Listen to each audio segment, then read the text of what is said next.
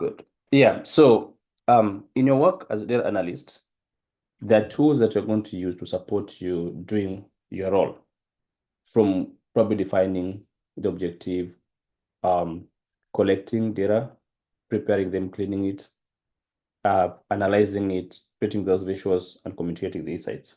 So these are the tools that you're going to use.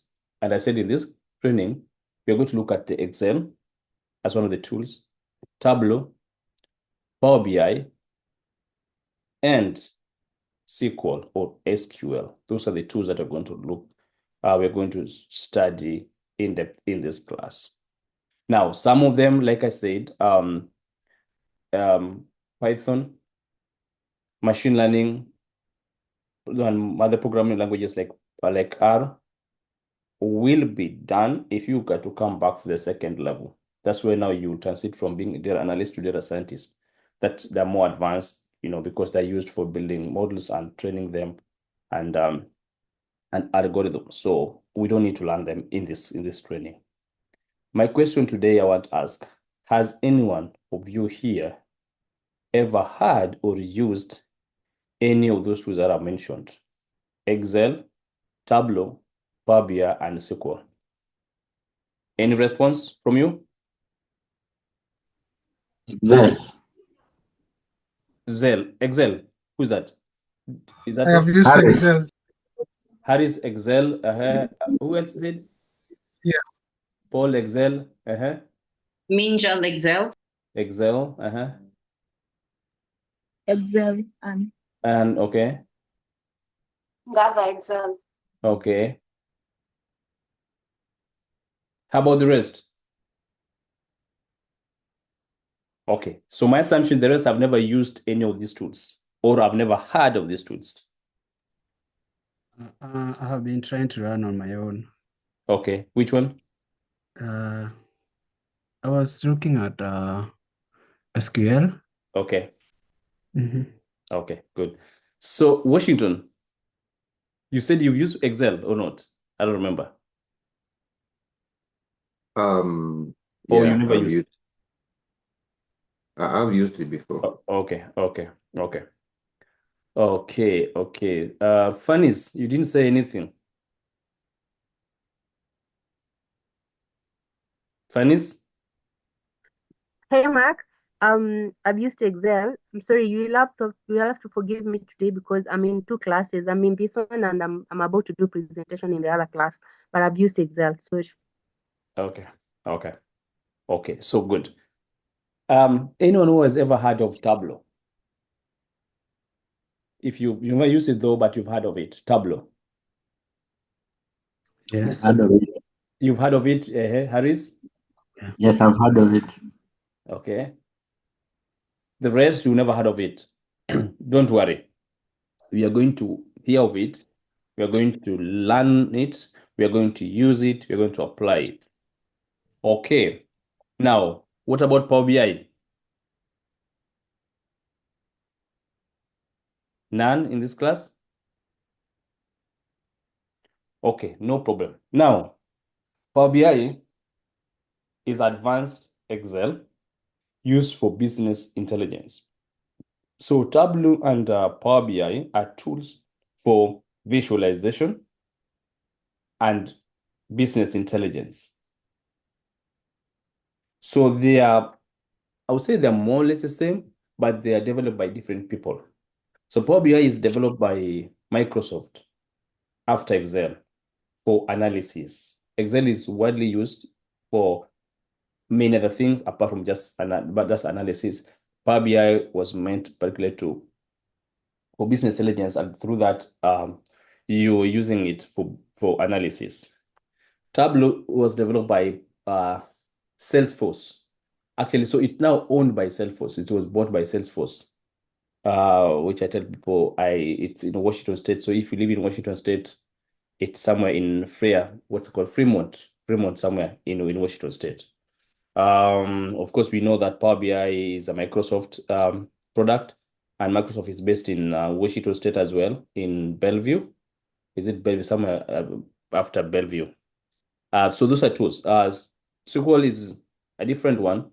it's a bit off because anything else we're going to do, we are going to either store them in databases. Namba yangu tatu ni ngapi? 3,000. 7 Okay. euros. So tatu.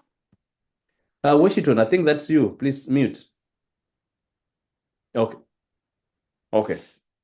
Good. So yeah. So it's for managing databases because anything that you're going to use is either going to be stored, manipulated, managed in databases. So we are going to use SQL or SQL to do that. Any question? Okay. And I gave this test. How many people have done it? How many? No one. We agreed that it should be submitted on which day? On Monday. On Monday. Okay. Before Monday. I don't think we said on Monday. We said before Monday. Okay. Or Sakawa said she did the assignment. I think I saw something in the email from finance. Okay, so Monday, good. Now, we had talked about a case study about who remembers what the case study was Yeah. about? Morimo, you have to send the answers? Yes. You have to do Okay. it and I said you send through email, then push it to your GitHub. Okay. Yeah. So this is a case study 2. Who remembers the case study 1? Who remembers it? No one. I remember it. Yeah, what was it about? It was about 7net. It was a case study about 7net wanting to improve their decision making or Yes. optimize inventory, enhance customer Yeah. satisfaction. Yeah. Okay, good. Now, we have second case study. Now, I need to understand, as data analysts, in most cases, you are going to solve a problem. The problem will come as a form of a case study. Most likely, something is happening and they need you to do investigation, come up with the facts that can be used for decision making. And this is the kind of examples that you're going to use. So I need to take a moment, go through this case study. If you can be able to read it on the screen, please do. Of course, I'd share it in the group, but you can read it here. I want to internalize it so that when we start discussing the answers, you're well informed of what the problem is.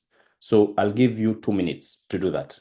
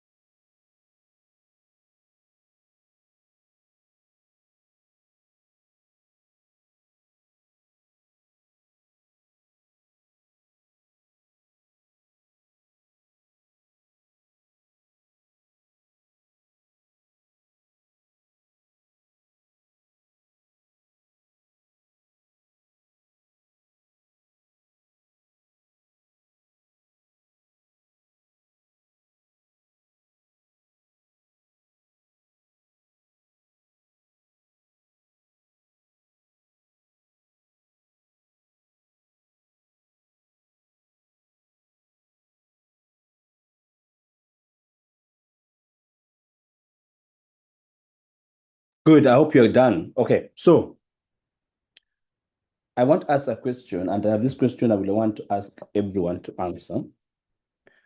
Is there a problem or there's no problem? Can I get answers from everyone responding? I'm sorry, Mark. Your question was, is there a problem? Yes. Yes, there is a problem. Okay. How about the rest? Did you see any problem?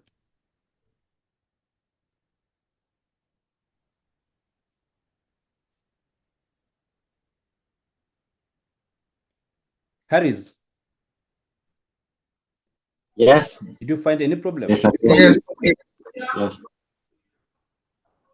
Yes. Okay. Njogu,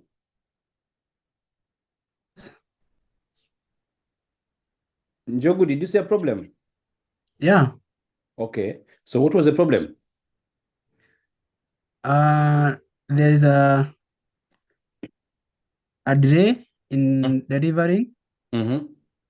products, and there is a cost, increase of cost. Mm-hmm. Production schedules, Okay. transportation, supplies. Mm-hmm. Yeah. So good. So which means for you to do your job as data analyst, there must exist a problem. In this case study, already you've seen the problem. And you'll be told that you don't need to go collect data from any source because they are already available. And they're related to the things that will help you to carry out your job as data analyst to solve this problem. And they include the data available for inventory, production schedules, transportation, and of course, supplier performance. With that, you are good. You should be able to solve this problem. So you as analysts should help the company to leverage data analysis techniques to identify the bottlenecks and to be able to optimize the inventory management and of course improve overall decision making in the supply chain. Now, the objective in this case is to utilize the technique or the training you have in this class to identify areas of improvement within the supply chain and optimize inventory levels, streamline production schedules, and of course, enhance decision making in general. So my question is, and I need this to be answered by at least two people, explain the approach that you employ to achieve this objective. So the question is, what is the objective you want to achieve? And this question goes to Naomi. Naomi?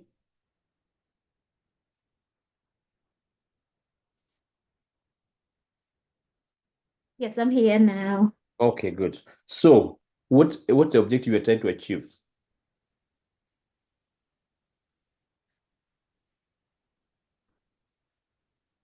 Okay, can I take a few more minutes because I Okay. just came in As late this and should, I of was still course. setting up. Yeah, I got Yeah. your message that you'll be late. Of course, I did got your message. Okay, I'm But setting up, pass it, kind of setting. pass Please. it on to someone. Can I do Harris, please? Yes, Harris.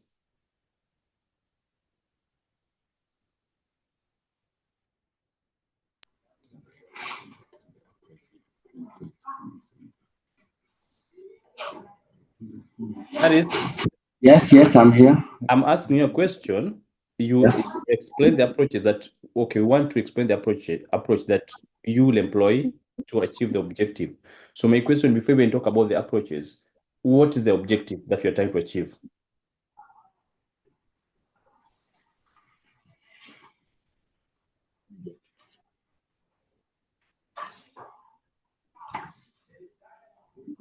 Harris. Yes. Yes. I'm getting it. Yeah. So I'm waiting for your answer.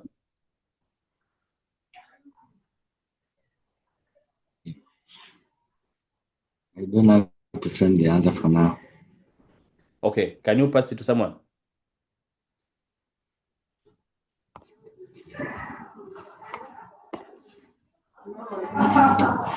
Paul. Paul. Okay. And you're in noisy place, Harris. Yes. You're in a very noisy place. No, I'm not in a noisy place. I'm at the house. Okay. Paul, Yes. yeah, so what objective you're trying to achieve? I think on this I'll use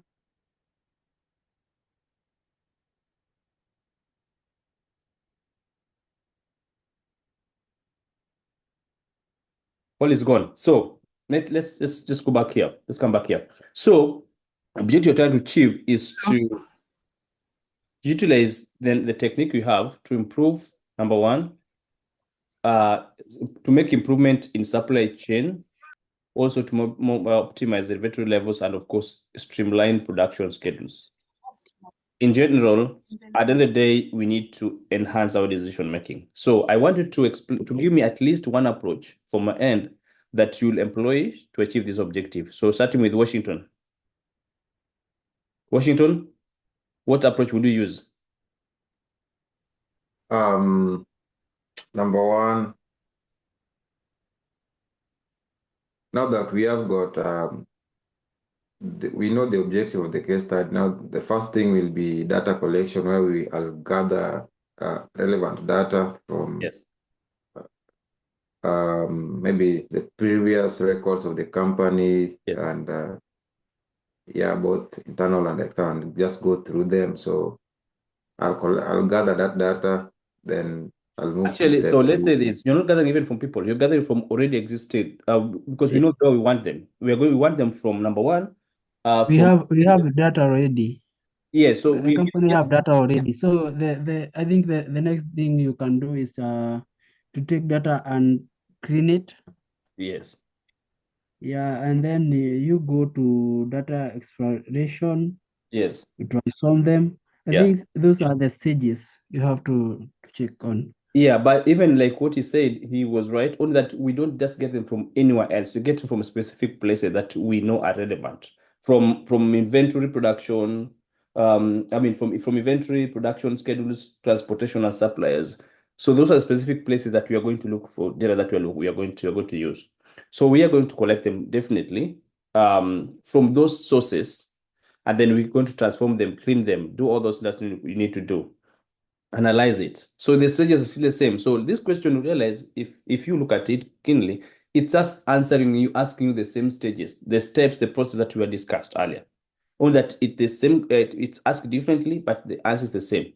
Now, my second question is, what are the expected results out of this um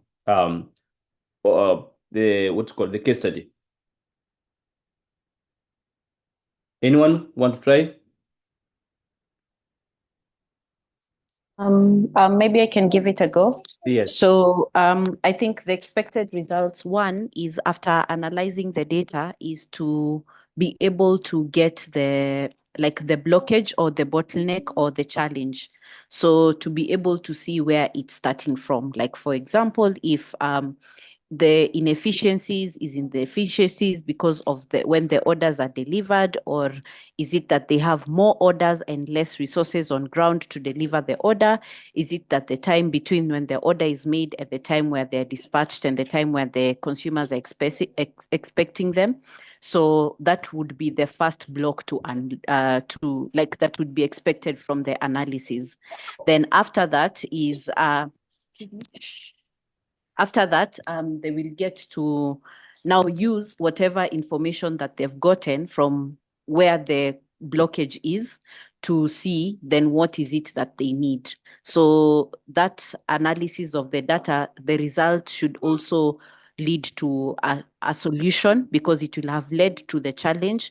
Then what would be the best possible way to fix that challenge, and then what would be the recommended ways, either upgrade the current ways they are using, or emphasize on specific areas and give less emphasis on specific areas, or overall change the whole system if it's something that can be changed.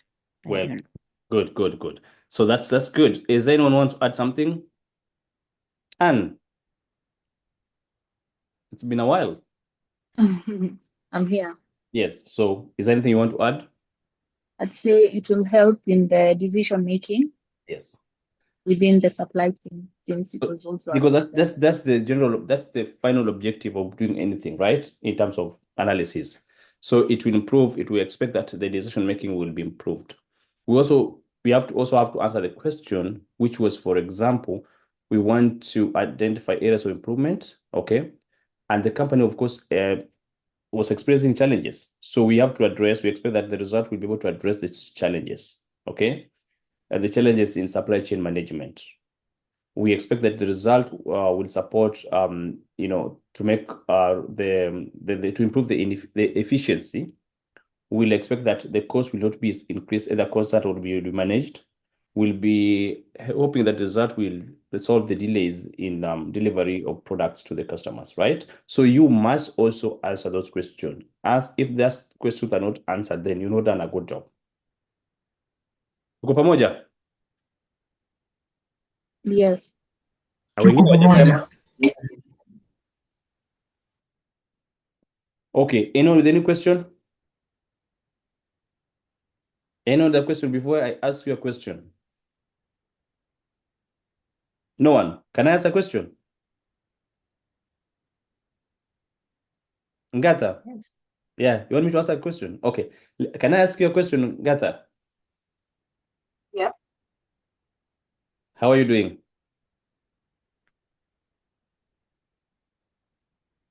Yes. So today I think there's a problem. Either it's from your end or my end. Look like your internet is not stable.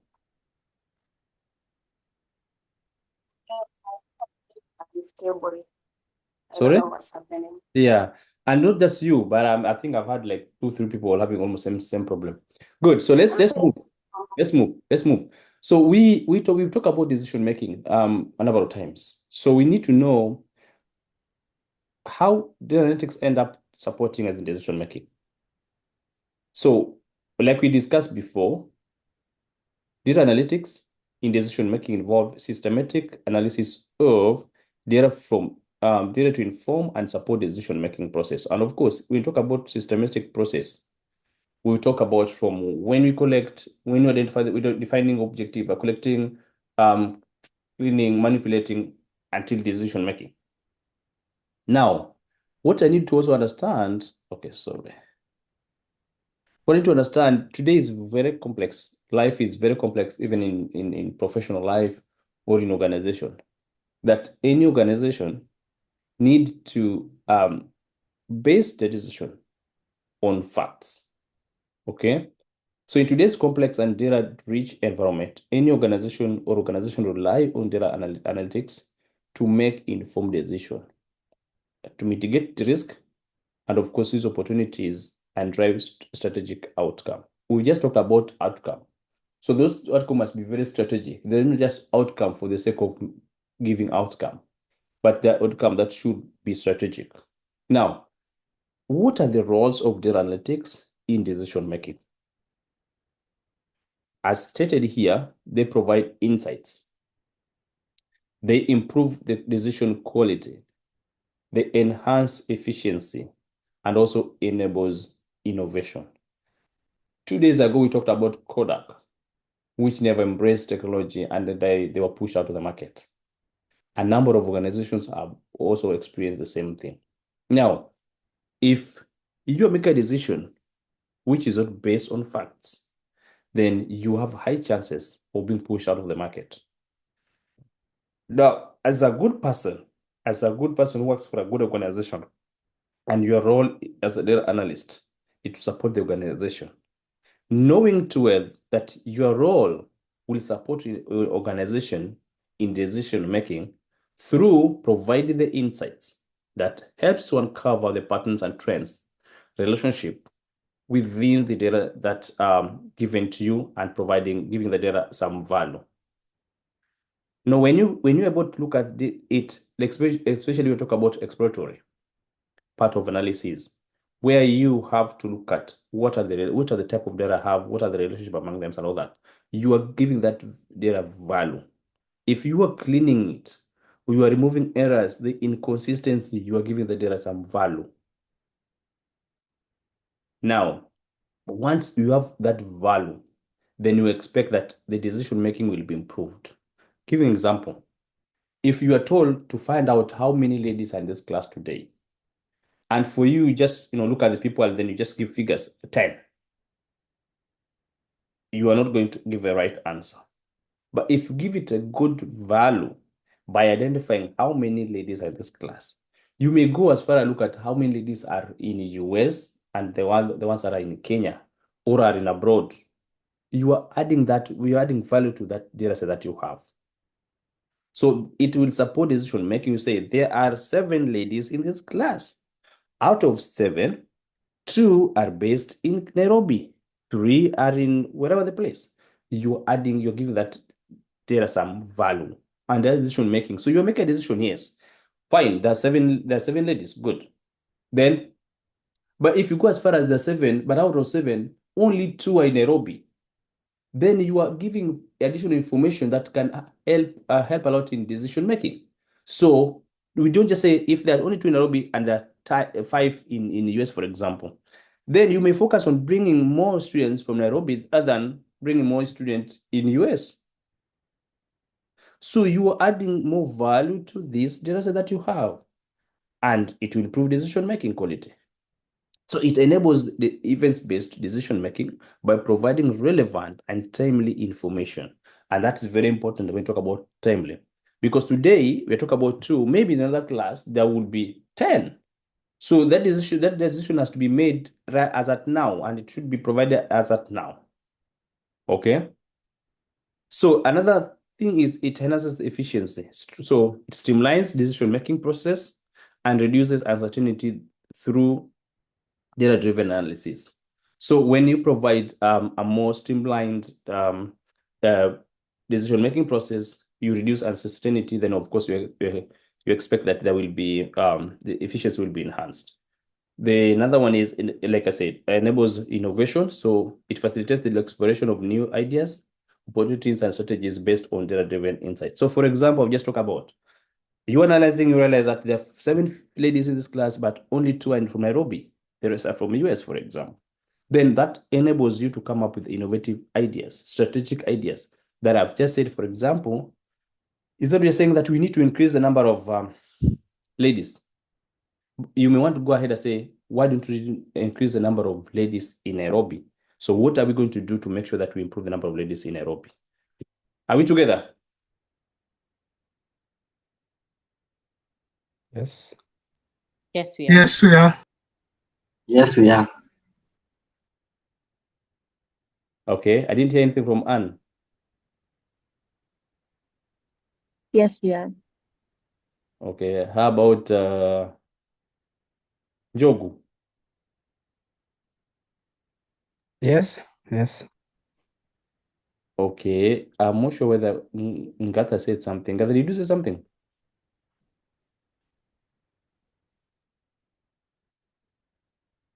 You did? Yes, we are.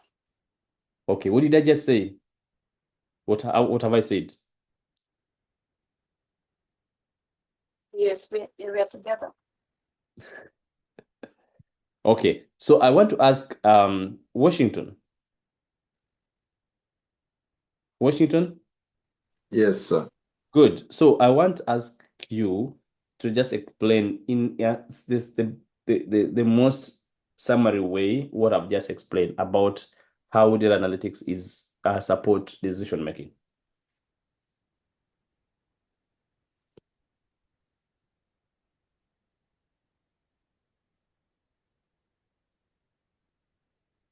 Summary. Yes, if you can.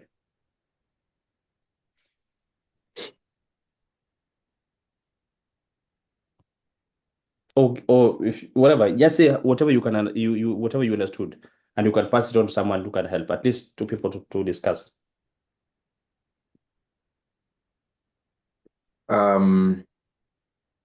This is what I would say.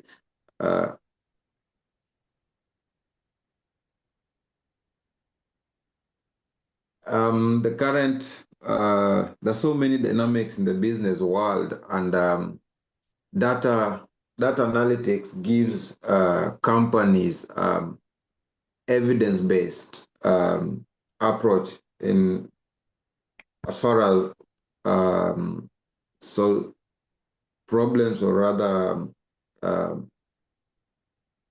solutions are concerned, because maybe before that analytics, maybe companies were just making decisions based on rumors or just fallacies. But with the coming of data, now they no longer do it that way. So, but there is evidence. For instance, if manufacturing firms, if they have like 3 or more product lines, and they would really love to know which product is doing good, which product is not doing good in which area and all that. They really don't need to rely on words out there, but they now do that based on evidence, the empirical data, like the figures which are outside there. Apart from that, data analytics has also enable or rather enhance or improve efficiency in companies, and this one gives companies a competitive advantage. A company which is using data analytics in decision making a competitive advantage over other companies which are just still running maybe on non-data based decision making. You've also talked about data analytics and innovations, or yeah, through data, so many companies have found new ideas. Through data, so many companies have developed new products for specific customers. Through data, for instance, what we were talking about yesterday, the customer segmentation through data. Yeah. Right now, there are companies that are now producing products based or targeting a specific client base or other customer base.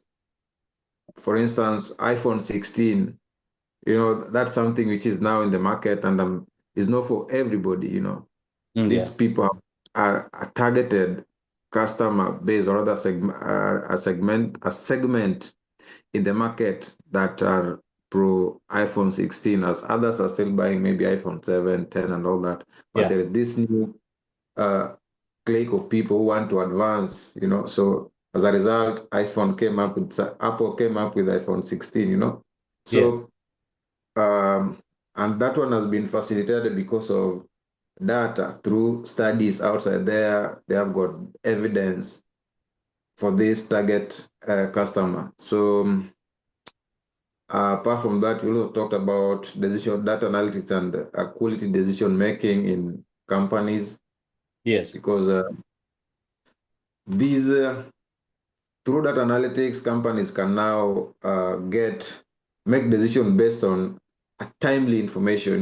They really don't need to. It's not the era of trial and error thing.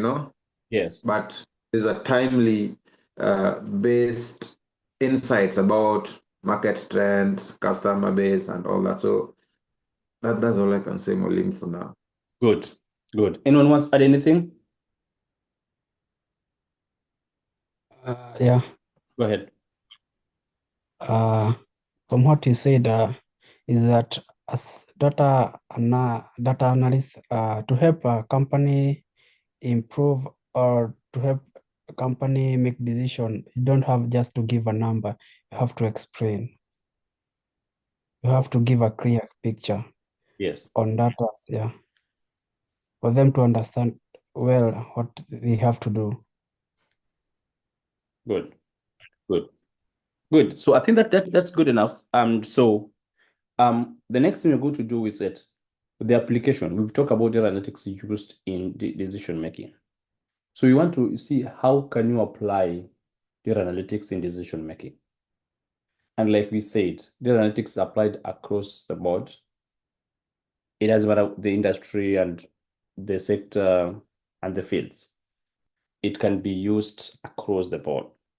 And so if you're in business and you're working as a data analyst, probably you work in marketing. So assuming you're market and or you're working as a marketing analyst, so you're going to analyze these facts. First, to understand the customer preferences, market trends, competitive dynamics, to guide product development and marketing strategy. I know some of you here are in marketing, and some of the things that you do here is to guide product development. So I know you get to hear from what the customers want, then you pass on that information to the people who are doing production so that you make the things that the customers want. Okay. So if you're working as a marketer and you have this skill, you should apply this skill to understand the preference of the customers. Look at the market trends. What is trending the market today? What are the competitive dynamics? Who is your competitor? What are they using? And this will guide the product development. Now, when you talk about guiding product development, you're already thinking of decision making. When you talk about marketing strategies, which marketing strategy are you going to apply? It has to be based. You just don't come up with something overnight. You have to be basing that information or that strategic choice you're going to make, marketing strategy that you're going to apply based on the facts. When you're making a decision on marketing strategy to be used, you're already using data analytics to apply decision to be used in decision making. If you are working in a business but you're in operations, then your operational or your operation analyst, then you can use this skill for operational optimization. In this case, I'm talking about improving the efficiency, how to allocate resources. We don't talk about like somebody, I think it was Minjan talk about allocation. We can, we talk about supply chain management. We just talk about supply chain management in the case study that we did. That all that will help us in reducing the cost and enhancing productivity. Now, at the point you are reducing the cost and enhancing productivity, you are making a decision. Are we together? Yes. Yes. Yes. Yeah. Yes. Yes. Yes, sir. Yes. Okay. So you're already making a decision. Now, if you're working in business, but you're in risk management, as a data analyst, your work is to identify and mitigate risk that are related to either finances, operations, and decision making. Now, when you are identifying and mitigating those risks, you're already in a point of decision, because the rest is here. You talk about how do you mitigate this risk? You are making a decision. There are so many ways in which you can apply this skill in decision making in business. These are just but few of them. So it could be finance, it could be marketing, it could be operations, it could be risk management, it could be anywhere within the operations of business. Now, if you're in healthcare, you want to make a decision.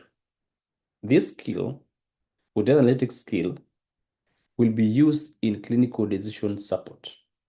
It will assist the healthcare professionals in diagnosis, treatment planning, patient care management.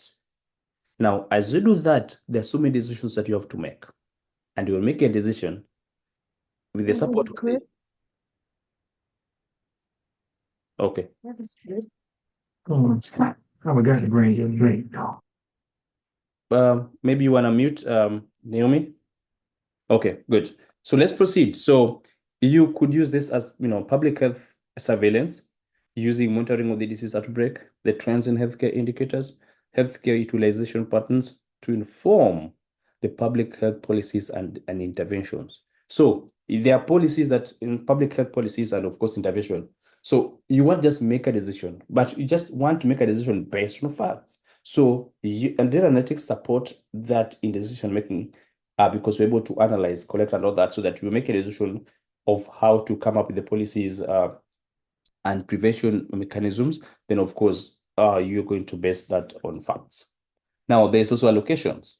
So you need to optimize the resource allocations, know where the resources are supposed to be, so that they are not underutilized or overutilized. Support and capacity building, as well as staffing decisions to improve healthcare delivery and patient. Yes, 2 days ago, I told you that there are over 40 something roles that are within the healthcare that you can fit in after this training. With this skill, you can be able to fit in over 40 something positions in the healthcare. Now, in financial decision making, you talk about investment analysis, talk about credit risk assessment, you talk about fraud detections. You can use this skill to be able to support you in doing that. So, in short form, what I'm just saying is that this decision making or this skill can be applied in decision making, whether you're working in business, whether you're working in healthcare, whether you're working in financial institution, or any other place. You can support as long as the decision making is involved. Then you're applying. We talk about the application of data analytics in decision making. Any other question? Any other question?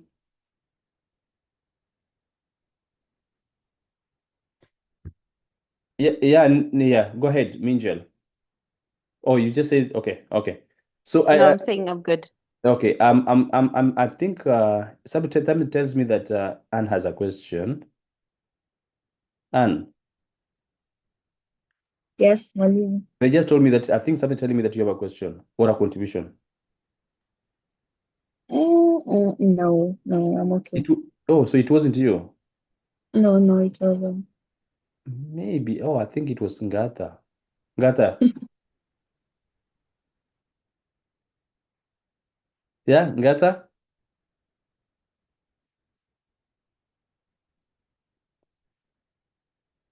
I don't have a question. Okay. Do you want a question?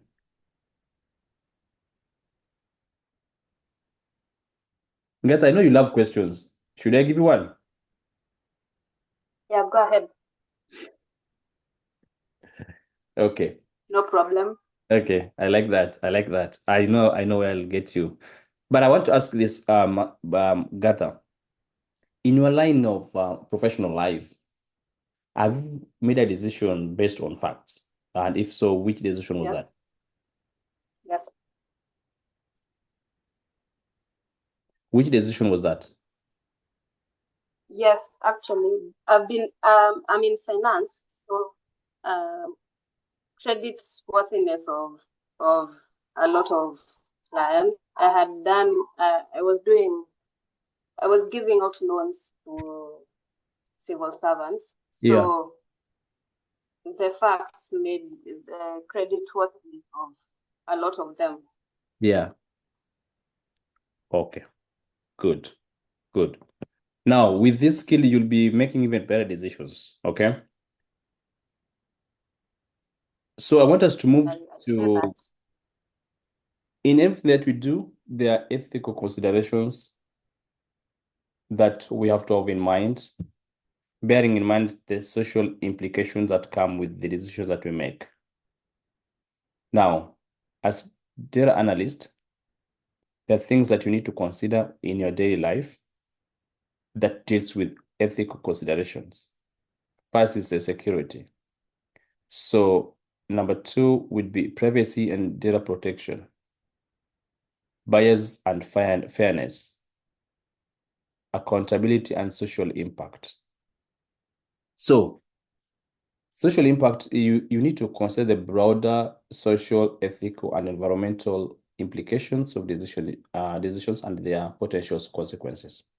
So for example, you make a decision that people need to move out of a particular area. It's based on fact. Probably they're polluting the environment. Probably there could be many reasons that you want them to get out of that place. But again, you also have to look at the social impact, environmental impact, or whatever, right? So all those things that you need to consider. And sometimes you realize that you may have to adjust depending on the situation on the ground, because you look at the environmental or social impact that your decision will be presenting after it's been implemented. Now, Accountability and transparency. You establish clear accountability mechanisms. So, for example, something happens and it's implemented fully. Who is responsible for what? Okay, there should be transparent decision-making processes. I know you may want to make decisions which are best skewed. Sometimes, you can be forced by your seniors that, I know this is what you found, but it should be this way. So there should be accountability, transparency. I think most times you'll have to sign in some papers that you'll be doing a good job. You'll be accountable and transparent as much as possible. So this provide transparency in collection, in analysis, decision making to build trust and accountability. So if you are to work and then you are doing a good job, then you should not be influenced when you are collecting, when you're analyzing, or when you're making a decision. Actually, you're not making a decision when you are just interpreting the information or the insights to the decision makers. This is very key. Bias and fairness. So you need to address biasness or biases in data and algorithms, and of course, decision models to promote fairness, equity, and as well as transparency in decision making. So it has to be fair. It has been very fair, and there must be equity and of course transparency when you make a decision. So that solves the problem of being fair and bias.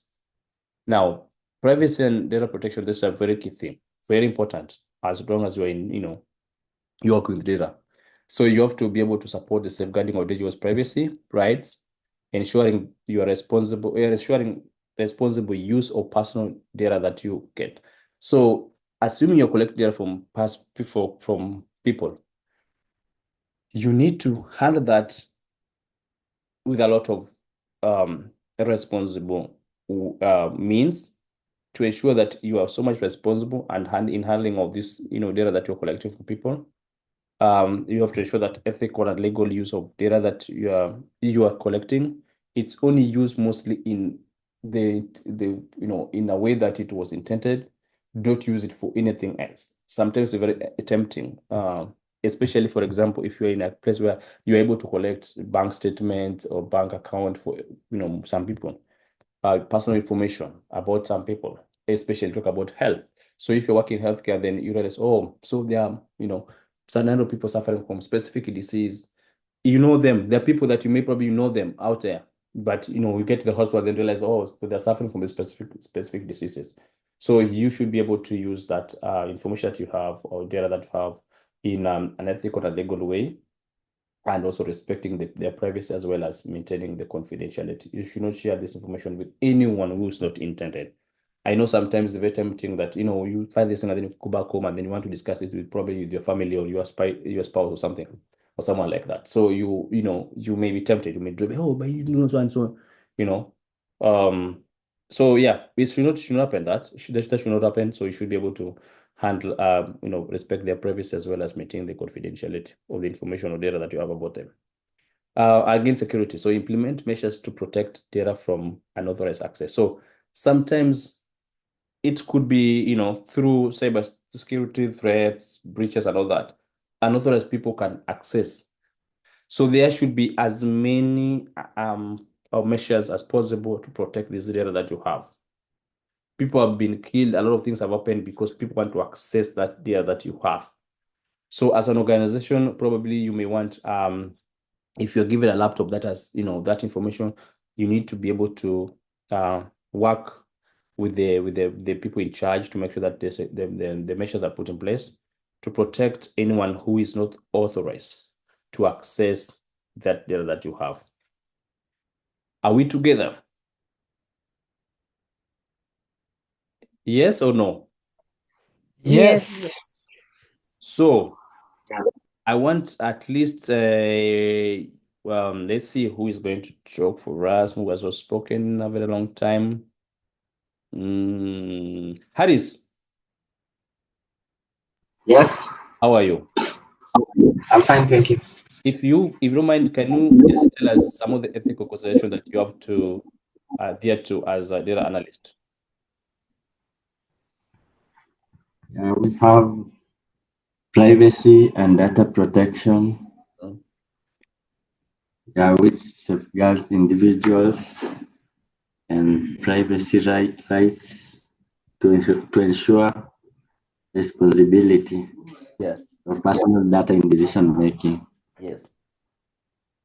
Then there is accountability and transparency, Okay. which can establish mechanisms and transparent decision making Yes. processes to build trust. Then there is security, Yeah. to implement measures to protect data. Yeah, to protect data. Okay. That is what I know. Can you give someone to also share with us what they know?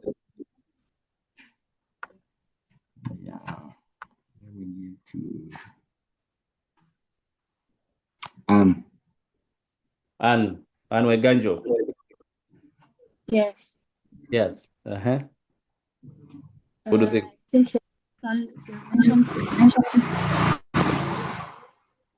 and privacy. Mhm. We'll talk about bias and fairness, Mhm. which is basically promote fairness and transparency in the decision making.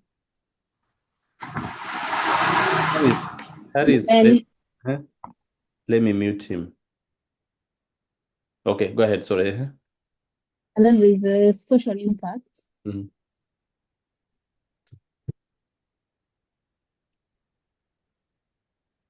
Yes, go ahead.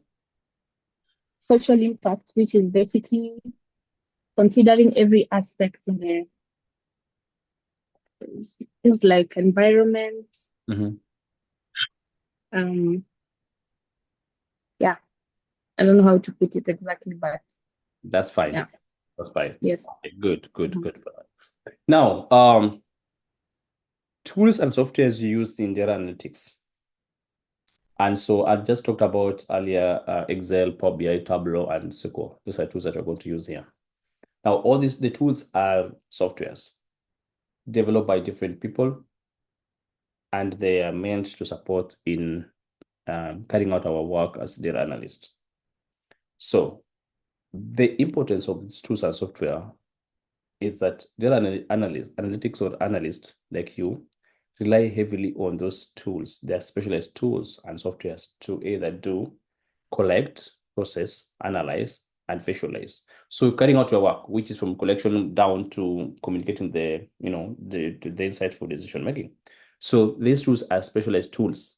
And that's why these are the ones we talk about. We're not talking about many other tools. We talk about Excel, which is part of Microsoft Suite, which comprises of, I think, 7 or more, so softwares. So we talk about only Excel.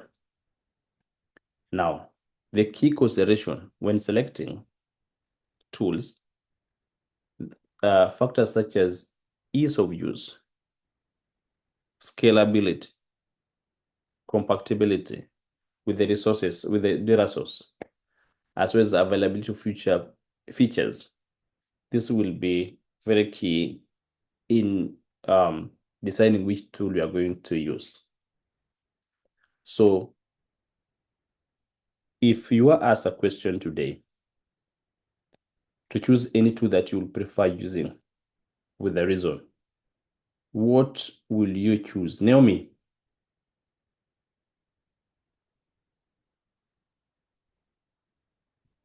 Naomi?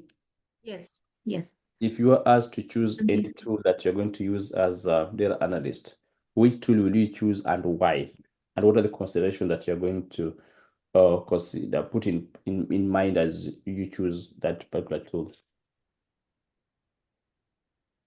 Personally, I would go with Excel for now because we want something that I want something that will make it easy for me. And that means because I already know a few things about Excel, Yeah. and that kind of it will easy, give it, make it easy for me to do it. Because we want something that will easy what you're doing.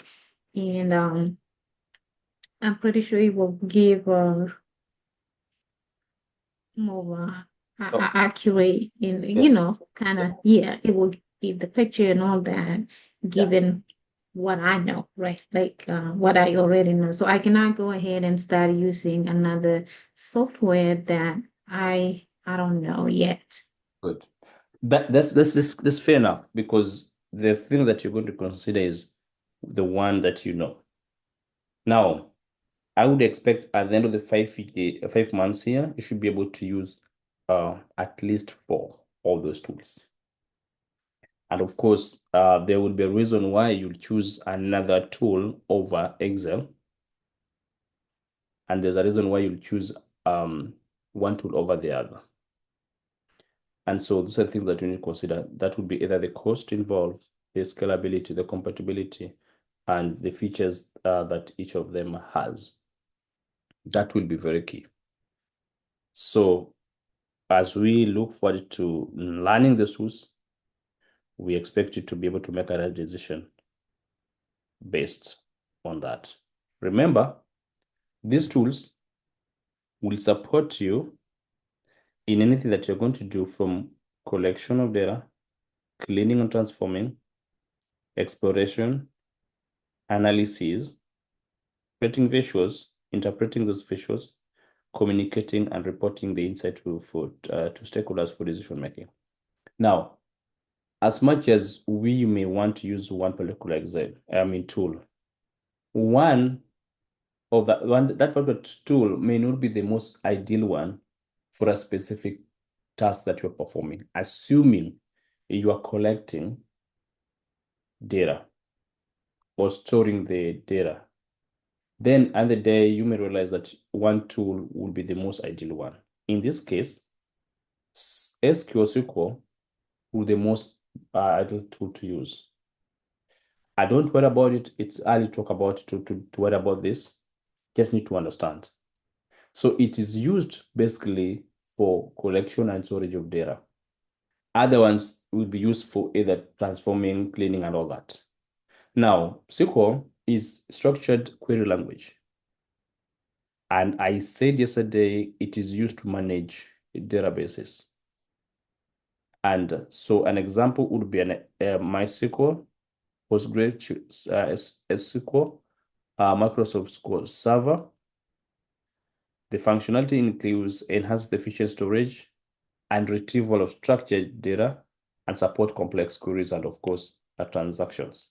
Now, you just need to understand what it is. You learn about this thing when it should be the last topic, the last module that you're going to learn in this training.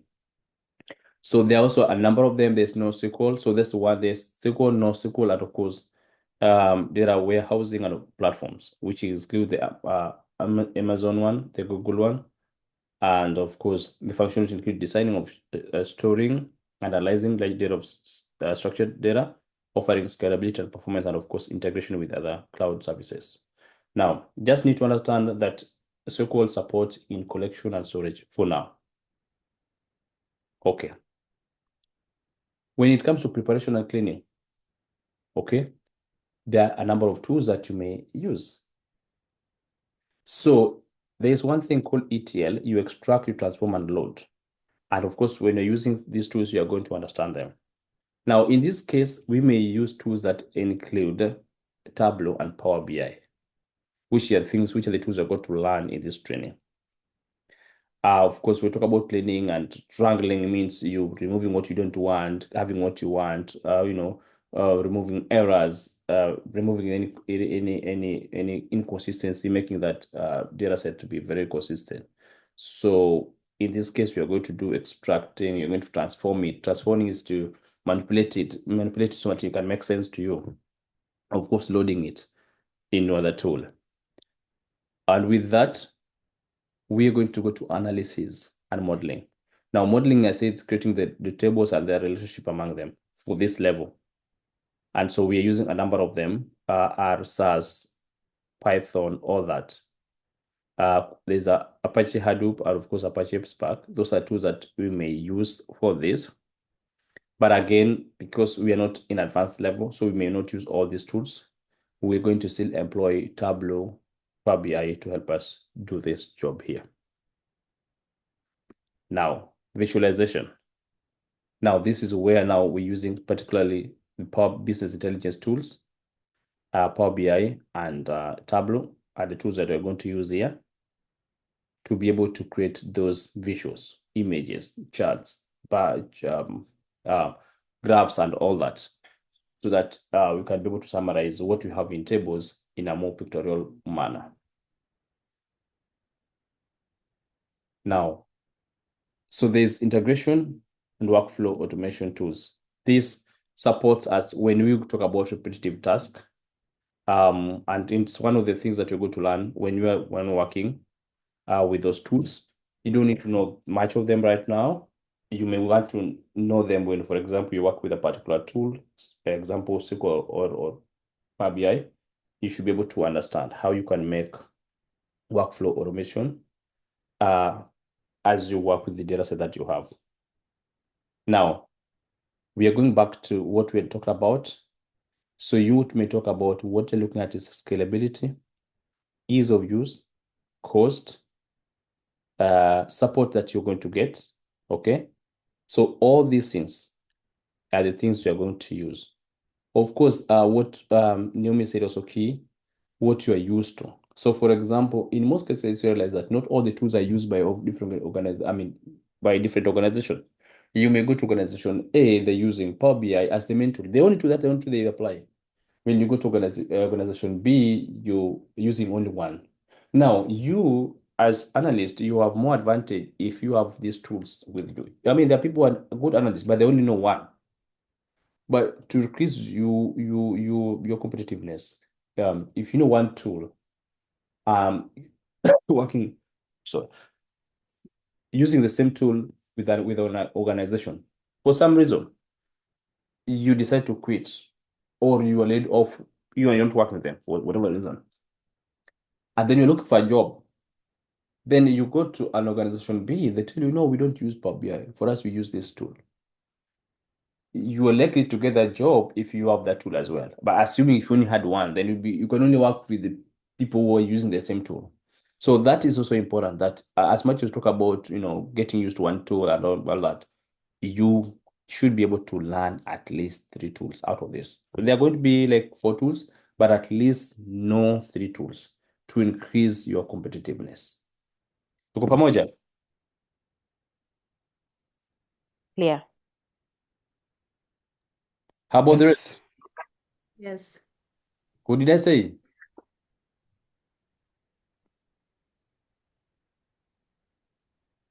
Huh? What did I say? Somebody said something here. Yes, okay. Paul, you said yes. What did I say?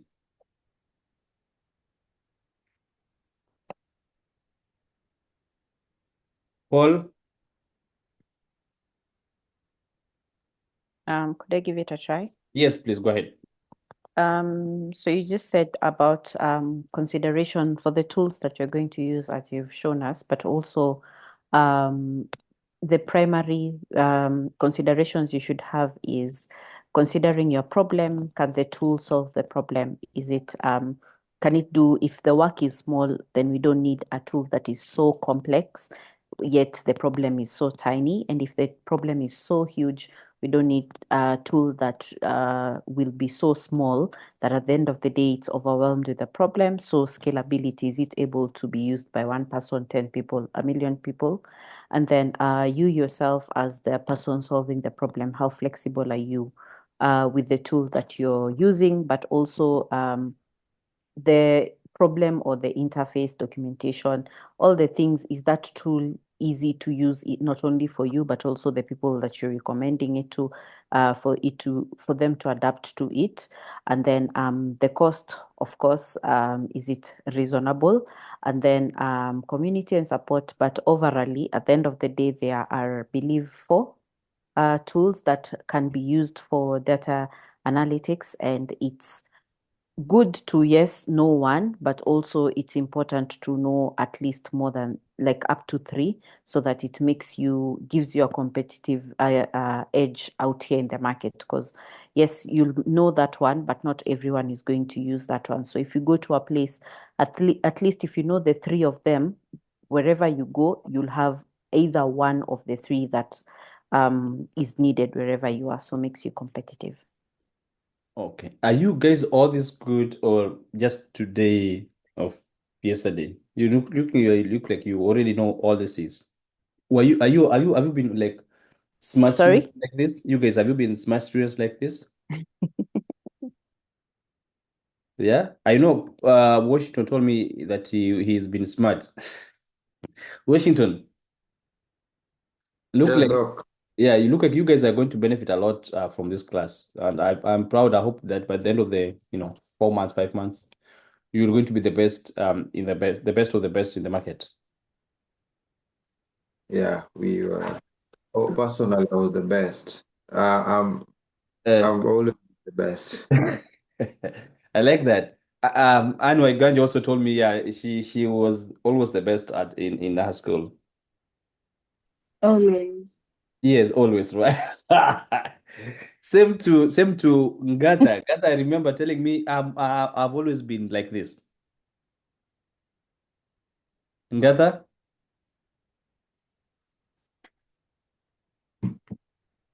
Ngata is out here. Yeah, I think she was experiencing some challenges. Anyway, so I think this is so good for me. So we're going to look at why would somebody choose Excel and not any other tool. Definitely one is it's the most familiar tool out of the tools that we're going to learn here. It's easy to use, but it's not the best, especially when you have large data set. So there are many reasons why people start from Excel, then they move to something else. So as serious business analysts, data analysts, then you may not use Excel. The Excel will be for people who are starting who don't have prior or more in-depth experience with these tools. But nevertheless, we are going to study it just to understand it. And then probably somewhere next week, we are going to, a new teacher will come in. We are going to talk about statistical analysis. Then after that, then you come to Excel. So that will be practical. We are going to, we're not going to talk about theory anymore. For now, we just talk about overview for you to understand. Then statistical analysis, you go a bit of, there will be some graphs there you're going to apply. And then after that, there will be practical. So you're going to be asked to install your Excel, to install Excel in your laptops.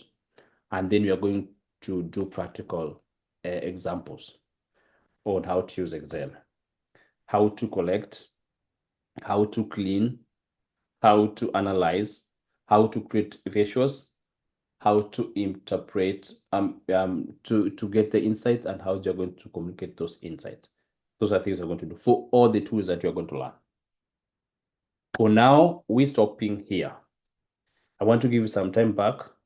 You go through the video for those who didn't go through them. Let me stop this one here. Okay, where is that stopping it?